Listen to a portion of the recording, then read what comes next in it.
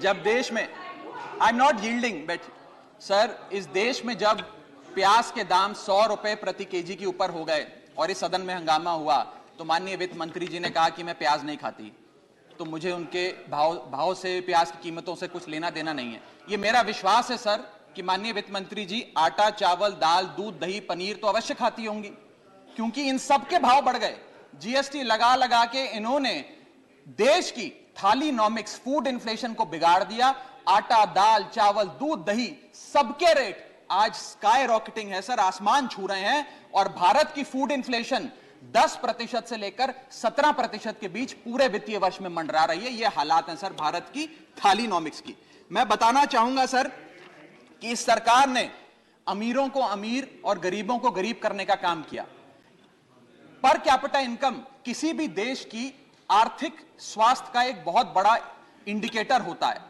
भारत की per capita income वित्तीय वर्ष 2021 में सर 9,160 रुपए से गिर गई, यानी कि हर व्यक्ति की औसतन कमाई 9,160 रुपए गिराने का काम किया। यानी कि आमदनी 98, खर्चा रुपया, यह सरकार ने करके हम सबको दिया है सर।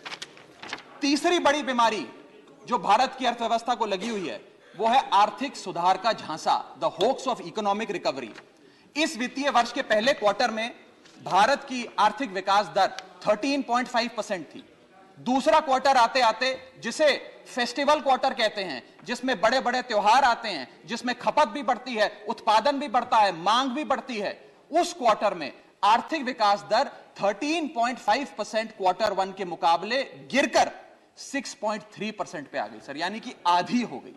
और अगर आप पिछले साल के क्वार्टर सेकंड से दूसरी तिमाही से कंपेयर करें तो क्वार्टर ऑन क्वार्टर 2021 में 8.4% दूसरी तिमाही की ग्रोथ थी, और इस बार इस क्वार्टर में जो अभी समाप्त हुआ 6.3% है। यानी कि भारत की आर्थिक विकास दर घटती जा रही है। और मुझे बड़े दुख से कहना पड़ रहा है कि जब वित्त मंत्री जी फरवरी में वित्तीय वर्ष 23-24 का बजट प्रेजेंट करेंगी, तब भारत की चौथी तिमाही की आर्थिक विकास दर 5% से भी नीचे होगी, which is unprecedented in recent time sir.